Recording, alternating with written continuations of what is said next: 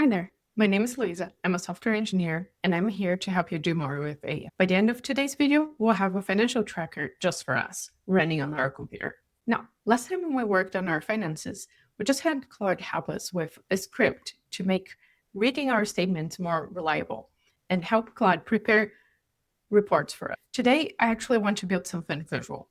If you didn't catch the last video, no problem. You can watch it later here. It won't impact today's one. So here we have Claude Code. It's the Claude application, and it has two tabs. Home, where the chats are, and Code. We're going to work on code today because what we're doing is basically writing a software project, but Claude's doing all the coding, and we're just asking the functionality that we want. In the code mode, we have to select a folder to work from, and the one I have selected is this financial tracker one that has previous statements with mock data. If this is your first time in the code mode, then use this little button to select your folder. As you can see in this corner, I'm using Opus today because we need to do some planning first. And here, instead of accept edits, I'm going to tell it to plan. And the first thing I'm going to do is decide on what functionality we want. And for that, I'm going to ask Claude to help me. I want to build a financial planner that's going to run in the browser in my computer. Can you do some research for the most common functionality in financial planners? So I had to ask it to start over because I actually forgot to turn my mic on for recording. So it got started, but I want you to see it working. So there you go. It told me all the financial planning tools it looked at, which is actually more than last time. And it says there are two sides to financial planners. One is the tracking and the other is the planning. Makes sense, right? So accounts and net worth, transactions, reports and dashboard, budgeting, and cash flow forecasting. I don't think I need forecasting.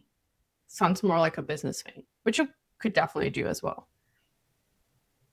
Recurring bills and income, saving goals. Oh, this is a new one. That payoff planner.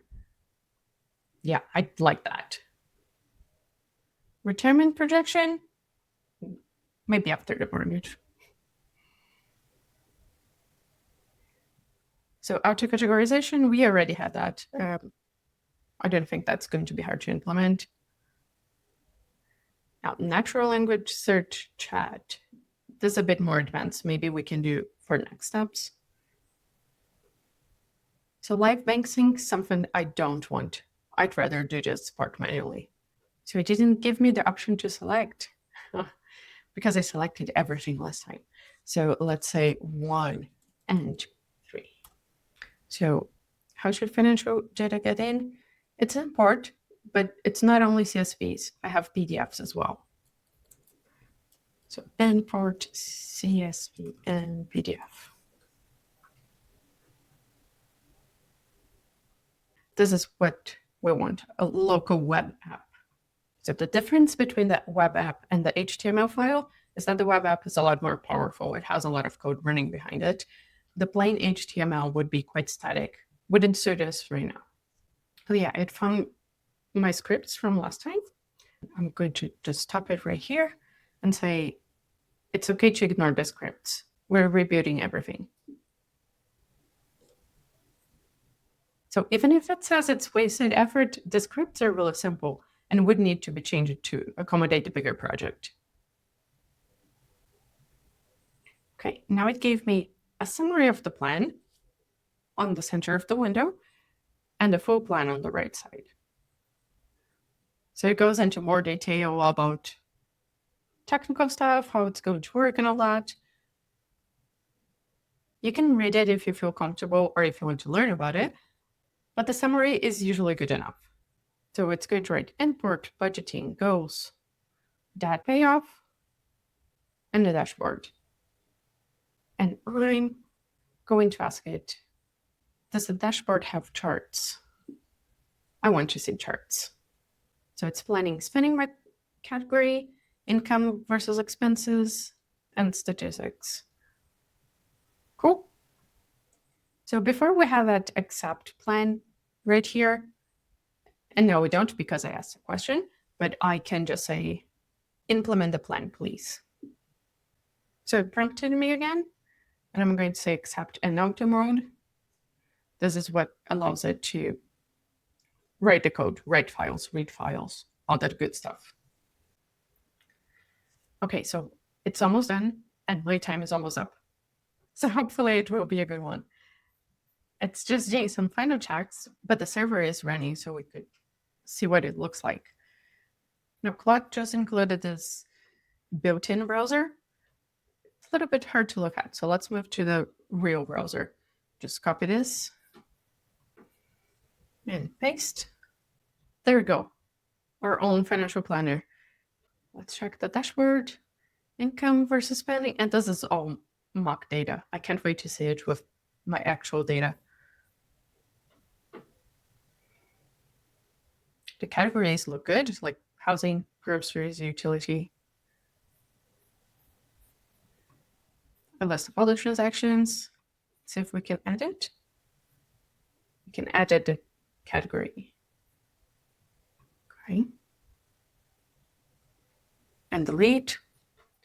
I would probably like to edit anything at all. I just want to have control over it. I mean, it's on my own computer. I should know what I'm doing, hopefully.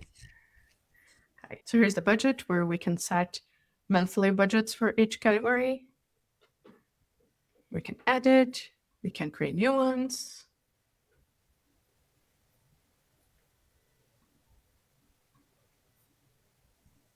Copy last month.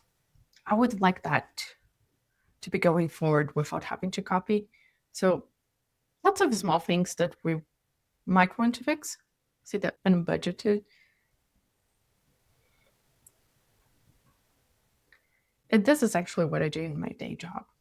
I test things and I ask other people to fix it. And here we're just asking Claude. So if there's anything I don't like, just come back here, Claude, and ask it, can I make the background lavender? Like I did for my Notion project, you can see here.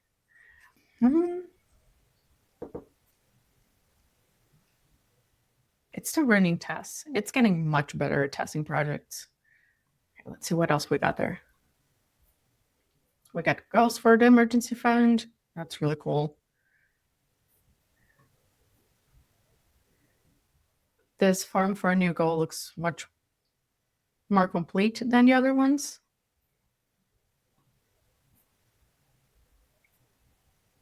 To payoff, really cool. Import, choose file. Nice, it's working. This is very important. And we can choose the account and add accounts. That's great. And here are all our accounts. I really like it. I think it's a great start. We might want to make some small changes. You might see something that's not working perfectly, but then just ask it and you should be good to go.